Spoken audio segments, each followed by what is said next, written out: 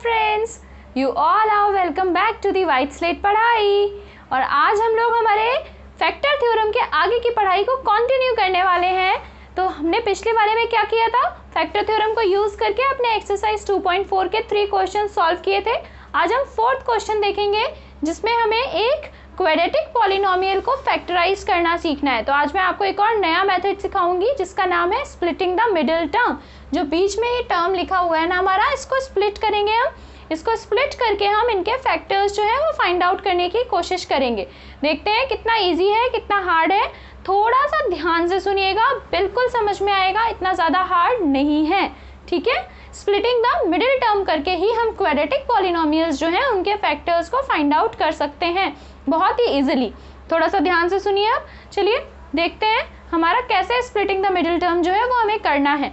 मैं यहाँ पे बार बार आपसे एक शब्द कह रही हूँ, स्प्लिटिंग द मिडिल टर्म, मतलब बीच वाला ये जो टर्म है, जैसे यहाँ 7x है, -7x है वहाँ पे, यहाँ +7x है, यहाँ पर आपका -5x है, यहाँ पर आपका -x है। तो इनको हमें तोड़ना है। अब आप पूछेंगे कैसे तोड़ना है, तो इन्हें हमें इस तरह से तोड़ना है ताकि इसका प्लस या माइनस करके मेरा क्या बन जाए, मेरा ये जो हमारे दोनों टर्म्स है ना, इसका मल्टीप्लाई करके जो बन रहा है वो बन जाए।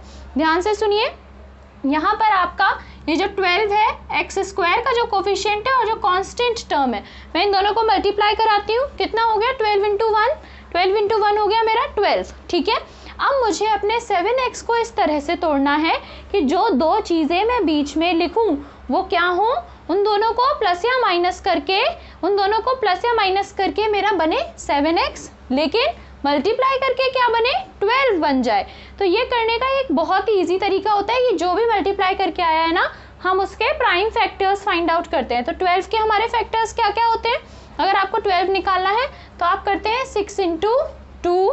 ठीक है, इसके अलावा आप करेंगे 12 × 1, ये कर सकते हैं आप। और क्या कर सकते हैं आप, 12 निकालना है अगर आपको तो 3 × 4 या फिर 4 × 3। अब इनमें से देखिए किनको प्लस या माइनस करके आपका 7 बन रहा है। 6 + 2 तो आपका 7 है नहीं, 12 + 1 7 है नहीं, 6 - 2 भी 7 नहीं है, ये भी नहीं है, कहीं से 7 तो बनता हुआ नजर आ नहीं रहा था। लेकिन 3 + 4 करने से आपका 7 बन जाता है, और 3 × 4 करने से क्या बनता है आपका, उससे भी आपका 12 बन जाता है। तो मेरी दोनों कंडीशंस सेटिस्फाई हो रही है 3 और 4 से। प्लस या माइनस करने से मेरा बीच वाला टर्म बन रहा है, और मल्टीप्लाई करने से मेरा जो मैंने इन दोनों को लास्ट टर्म्स को मल्टीप्लाई करके बनाया था वो बन रहा है। तो बस मेरे मतलब कि जो दो नंबर मेरे मतलब के थे वो हैं यहाँ पर 3 और 4। अब इन्हें लिखने का तरीका देखिए कि कैसे लिखना है आपको। पहले यहाँ पर 12 लिखा हुआ है, तो मैं यहाँ पे क्या करूँगी, उसको एज इट इज़ लिख लूँगी। उसके साथ मैं कुछ नहीं कर सकती, मैं लिख लूँगी यहाँ पर 12x²। मुझे अपने 7x को तोड़ना है। आंसर कितना लाना था, -7x। मतलब कि अगर मैं -3x और -4x करती हूँ तो आंसर -7x आ जाएगा। -3x और -4x दोनों को प्लस करके क्या बनता है हमारा, -7x। तो अब बस उसी को ही हमें यहाँ पर लिख देना है। लिखिए -4x, -3x और +1 एज इट इज़। लास्ट वाला जो टर्म है उसे तो हमने तोड़ना ही नहीं था, मैंने सिर्फ इस -7x को तोड़ के लिख दिया, -4x, -3x। अब आप पूरे को मत देखिए, सिर्फ इन दोनों पहले वाले टर्म्स को देखिए, 12x² -4x को। इनमें आपको क्या कॉमन नज़र आ रहा है, 12x² -4x में आपको क्या कॉमन नज़र आ रहा है, हमें ये ढूंढना है। अगर आप ऐसे नहीं ढूंढ पा रहे हैं तो देखिए यहाँ पे 12 को आप लिख सकते हैं 3 × 4 लिख सकते हैं ना यहाँ पे। तो अब आप ध्यान से देख सकते हैं इन दोनों में 4 कॉमन है और इन दोनों में x भी कॉमन है, दोनों में x भी लिखा है, दोनों में 4 भी लिखा है। तो बस मैं यहाँ पे 4x जो है वो कॉमन ले लूँगी, तो मेरे पास बचेगा 3x यहाँ, और यहाँ पर सिर्फ माइनस का 1 बच जाएगा क्योंकि 4x में कॉमन ले चुकी हूँ। अब इन दोनों में देखिए कुछ कॉमन नहीं है मेरे पास। जब कुछ भी कॉमन नहीं होता तो मैं 1 कॉमन ले सकती हूँ, हर एक चीज़ का एक कॉमन फैक्टर 1 तो होता ही है। तो इन दोनों में से मैं 1 कॉमन ले लेती हूँ, लेकिन मैंने लिया यहाँ पे -1 कॉमन। ठीक है, -1 कॉमन लेते ही मेरा ये बन जाएगा 3x - 1। ठीक है, अब देखिए दोनों में यहाँ भी 3x - 1, यहाँ भी 3x - 1, तो एक फैक्टर मेरा हो गया 3x - 1 और दूसरा फैक्टर मेरा हो गया यहाँ से 4x - 1। ठीक है, देखिए था ना इजी, सिर्फ बीच वाले टर्म को तोड़ के लिखा, कुछ कॉमन चीज़ें निकाली और दो फैक्टर्स मेरे निकल के आ गए। अब जब मैं और ये नीचे वाले क्वेश्चन आपको कराऊंगी तो और क्लियर होगा। यहाँ पे भी आप ध्यान से देखिए, इसमें ज़्यादा दिमाग लगाने की ज़रूरत नहीं क्योंकि बीच में 7x ही लिखा हुआ है और दूसरी तरफ आपका 2 3 यहाँ पे 6 होता है। तो आप कहेंगे कि मैं फिर से वही 4 और 3 वाला लगा दूं तो आंसर निकल आएगा, तो 4 और 3 वाले से यहाँ आंसर नहीं निकलेगा। अभी मैंने आपसे कहा था ना कि मल्टीप्लाई करके हमारा ये बनना चाहिए। तो देखिए यहाँ पे 3 इंटू 2 कितना हो गया आपका 6 हो गया। आप 6 के फैक्टर सबसे पहले 6 इंटू 1 और इससे मेरा 7 भी बनेगा। अगर मैं 6 में 1 प्लस कर दूँ तो 7 बनता है।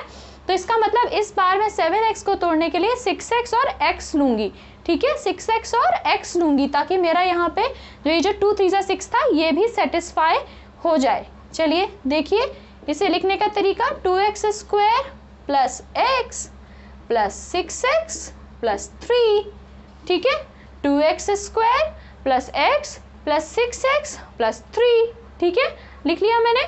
फिर से वही सेम, पहले वाले दोनों में से कुछ कॉमन लेना है। क्या कुछ कॉमन आ रहा है? मुझे तो कुछ कॉमन नहीं दिख रहा, सिर्फ x को छोड़ के, दोनों में x है, उसके अलावा और कुछ कॉमन नहीं है। तो सिर्फ x कॉमन लेने से यहाँ बचेगा 2x प्लस 1, ठीक है। इन दोनों में देखिए आप, इन दोनों में आप देखते हैं तो यहाँ 3 कॉमन है क्योंकि हम 6 को क्या लिख सकते हैं 2 इंटू 3। तो यहाँ पे मेरा प्लस 3 जो है वो कॉमन है, प्लस 3 कॉमन लेते ही यहाँ बच जाएगा 2x और यहाँ बचेगा आपका 1। अब ध्यान देना, जो आपका यहाँ बनता है ना वही आपका यहाँ भी बन जाता है। अपने आप ही यहाँ कॉमन लेते ही जो यहाँ बनाओ वही यहाँ बन जाता है, ताकि आप एक फैक्टर तो यही ले लें 2x प्लस 1 और दूसरा फैक्टर आ गया आपका x प्लस 3, जो बचा हुआ टर्म होता है वो लिख लेते हैं हम दूसरे फैक्टर के तौर पे, ठीक है। मुझे लगता है अब आपको धीमे धीमे चीज़ें समझ आ रही होंगी। आगे का क्वेश्चन देखते हैं और समझ आएंगी। यहाँ पर देखिए 6 इंटू 6 कितना होता है आपका 36। अब आपको 5 को ऐसे तोड़ना है कि 36 का मल्टीपल बने। बड़ा ही कठिन सवाल, ये तो जटिल समस्या हो गई। 36 आखिर कैसे तोड़ूं मैं? 36 इतना बड़ा टर्म है वो कि मल्टीप्लाई करके 36 बन जाए और दूसरी तरफ सिर्फ 5 चाहिए, इतना छोटा सा नंबर। तो ऐसे करने के लिए हम 36 का प्राइम फैक्टराइजेशन करके देखते हैं ऐसे केसेस में आसानी से, ताकि हमें चीज़ें मिल जाए। 2 1 ज़ा 2, 2 6 ज़ा 18, 2 9 ज़ा 18, 2 से नहीं कटोगा आप, ये 3 3 ज़ा 9 और यहाँ पे 3 1 ज़ा 3, ठीक है। तो ये मैंने यहाँ पे अपना प्राइम फैक्टराइजेशन जो है वो कर लिया। अब प्राइम फैक्टराइजेशन करने के बाद आप देखिए यहाँ पर मुझे क्या मिल रहा है, 2 2 ज़ा 4 और 3 3 ज़ा 9, देख रहे हैं आप, 2 2 ज़ा 4 3 3 ज़ा 9, मतलब कि 9 इंटू 4 कितना हो रहा है 36, ठीक है, 9 इंटू 4 36। दूसरी जगह पे 9 माइनस 4 कितना हो रहा है 5। यही चाहिए था ना हमें कि 9 इंटू 4 करके कोई भी ऐसा नंबर जिसे मल्टीप्लाई करके 36 बने और जिसे प्लस या माइनस करके बीच में 5 बने। तो ये देखिए हमारा यहाँ पे 9 और 4 जो है वो सेटिस्फाई कर रहे हैं इस चीज़ में।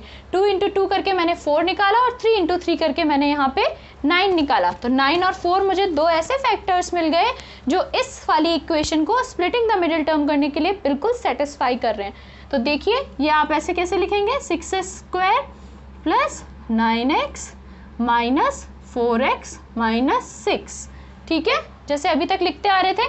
पहले दोनों में से आप 3x कॉमन लेंगे तो यहाँ बचेगा 2x प्लस 3। इन दोनों में से आप -2 कॉमन ले सकते हैं तो यहाँ पे बचेगा आपका 2x प्लस 3। फिर आपका 2x प्लस 3 जो है वो एक फैक्टर हो गया और 3x माइनस 2 जो है वो एक फैक्टर हो गया। तो दो फैक्टर्स जो निकालने थे वो निकल के आ गए। अब कैसे पता चलेगा टोटल फैक्टर्स कितने होते हैं? जितनी हमारी पावर होती है ना, जितनी डिग्री होती है पॉलिनोमियल की, उतने ही फैक्टर्स होते हैं टोटल। लीनियर का एक ही फैक्टर होगा, क्वाड्रेटिक के 2 होंगे, क्यूबिक के 3 होंगे, ठीक है। इसी तरीके से लास्ट वाला क्वेश्चन भी आप करके देख लीजिए कि लास्ट वाले में क्या बनेगा। सबसे पहले तो देखिए यहाँ पे 3 4 ज़ा 12 बन रहा है मेरा, ठीक है, यहाँ पे 3 4 ज़ा तो 12 बना। अब इस बार समस्या बहुत ही ज़्यादा जटिल है। जटिल क्यों हो गई? क्योंकि मुझे 3 4 ज़ा 12 चाहिए और साथ में यहाँ पे -x चाहिए। इतना छोटा नंबर सामने सामने है, 3 और 4, 4 माइनस 3 कितना होता है हमारा 1 के इक्वल होता है। वही तो यहाँ चाहिए, ये 1 ही के तो इक्वल है ना, -1 के इक्वल है तो उल्टा कर लेंगे भाई हम, उसमें क्या है। हम यहाँ पे -4 प्लस 3 कर लेते हैं, अपना -1 के इक्वल आ जाएगा, वही चाहिए था हमें। और दूसरी तरफ 4 इंटू 3 जो है वो हमारा 12 के इक्वल आ ही रहा है यहाँ पे। तो 4 और 3 फिर से मेरी दोनों सिचुएशंस को सेटिस्फाई करा रहे हैं। देखिए 4 और 3 फिर से मेरी दोनों सिचुएशंस को सेटिस्फाई करा रहे हैं। 4 और 3 फिर से मेरी दोनों सिचुएशंस को सेटिस्फाई करा रहे हैं। देखिए 4 और 3 फिर से मेरी दोनों सिचुएशंस को सेटिस्फाई करा रहे हैं।